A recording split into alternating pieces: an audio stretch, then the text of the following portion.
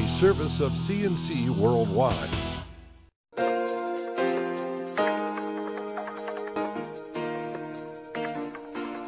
The Daily is a service of CNC Worldwide and Jib Jab greetings. I'm Bud Lowell, your full AccuWeather forecast, always on top of your CNC news pages. Papers filed this week in Monroe County courts say the suspect charged with beating a SUNY Brockport student to death last month confessed to a county jail deputy. Clayton Whittemore was indicted on a charge of second-degree murder this week by a Monroe County grand jury. Documents filed with the court, including the Sheriff's Department incident report, say the 21-year-old beat Alexandra Kogut to death with his fists and a curling iron in her dorm room. Whittemore allegedly told a jail deputy, "I killed my girlfriend," and also that he just snapped during an argument with the 18-year-old State University College at Brockport freshman. Both Whittemore and the 18-year-old Kogut are from the Utica area. Whittemore came to visit her at school in Brockport the last weekend in September. Kogut was found dead early September 29th when her mother called and asked police to check on her well-being. Whittemore was arrested hours later at a thruway rest stop near Syracuse. According to the court papers, the deputy watching Whittemore asked if he wanted to talk things over. The suspect then allegedly told the deputy that Kogut was rude to him while they attended a party the night of her death. Then, while walking back across the campus, Whittemore was ticketed by an officer for having an open container of alcohol, and that made him even angrier. He told the deputy that he and Kogut began arguing over stupid stuff back at her room, and Kogut began shoving him. Then he started punching her with his fists over and over. Then he told the deputy he beat her with the curling iron until she stopped breathing. Whittemore allegedly ended by saying, "I wasn't even drunk. I just snapped." Rochester police have identified the victims in a double homicide in the Beechwood neighborhood as 19-year-old Cameron Patterson and 29-year-old Russell Prout. Police believe the men were shot and killed during an attempted robbery of a suspected drug house on Quincy Street. Officers were called to the scene early on Wednesday morning. They found Patterson dead in the road, having been shot multiple times. Prout was found suffering from a single gunshot wound in a house on Quincy Street. He died later after being taken to Strong Memorial. These murders were numbers 33 and 34 for the city of Rochester this year. Police Chief James Shepard said both men were shot and killed during an interrupted attempt to rob a drug house.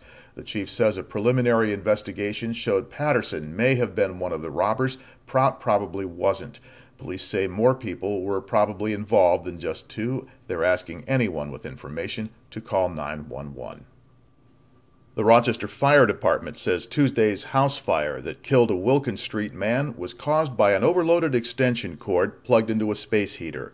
As the weather gets colder, the department wants people to be aware that a heater plugged into a cord not rated to handle the load is a fire waiting to happen. The blaze at 67 Wilkins Street in Rochester killed 85-year-old Antonio Sotolongo. Fire officials said he had an extension cord running under his bed to a heater on the far side of the room. The cord was too light duty for the amperage the heater drew, so it heated up and started the fire. An extension cord for most space heaters should be at least 14-gauge wire. This is an infrared image. It's courtesy of the Thermographics Consulting Corporation, and it shows what can happen to a skinny extension cord after being plugged into an electric space heater for just 11 minutes. The temperature the probe is reading is over 64 degrees Celsius at the end of the video. This is about 150 degrees Fahrenheit. The Electrical Safety Foundation says 4,700 fires are started each year by extension cords. 3,300 of them are residential fires. More than 300 people are killed or injured in these fires every year. Monroe County has kicked off its 9th annual Coats for Seniors program, an initiative of the Monroe County Office for the Aging and Medical Motors. It collects and distributes donated winter coats to senior citizens in need countywide. County Executive Maggie Brooks was joined by County Clerk Cheryl Donalfo and County Legislator Steve Tuccarello to announce that new or gently used adult-sized winter coats will be accepted weekdays between 10 a.m. to 12 p.m. at participating senior centers. Donation boxes will also be in the atrium of the county office building downtown, the county office for the aging at Monroe Community Hospital, and Colony Dry Cleaners on Howard Road in Gates. And this program runs through December 31st. More than 4,600 coats have been collected over past years, donated by local residents to the needy.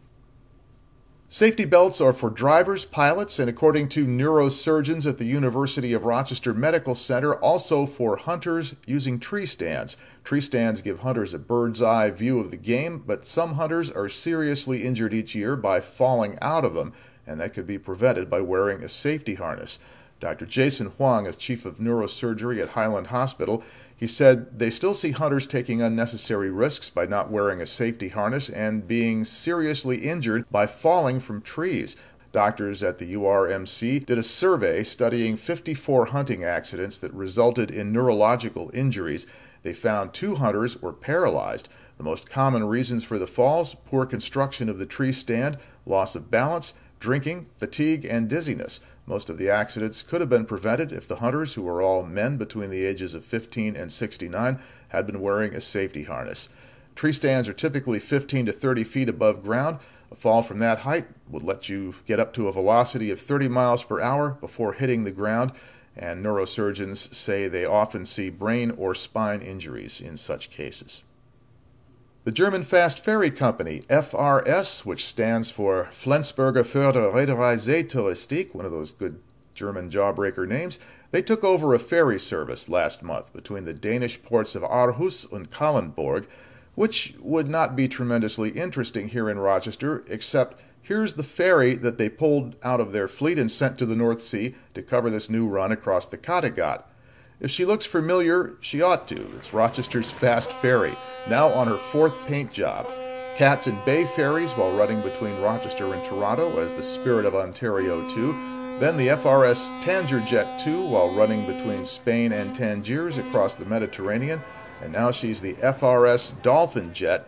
Here's some video a vacationer posted of the ship making her trip last month.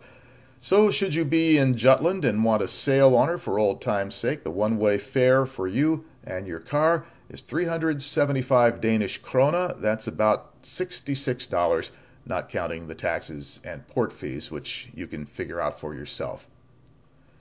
Okay, to the left of this window, links to these and other stories. At the bottom of the page, in that gray bar, links for you to use. Post us your story ideas, news stories that you've written, requests for shout-outs, salutes to people that you think are deserving, business updates, wedding announcements, anything of that sort we want to know about because we are a community news resource.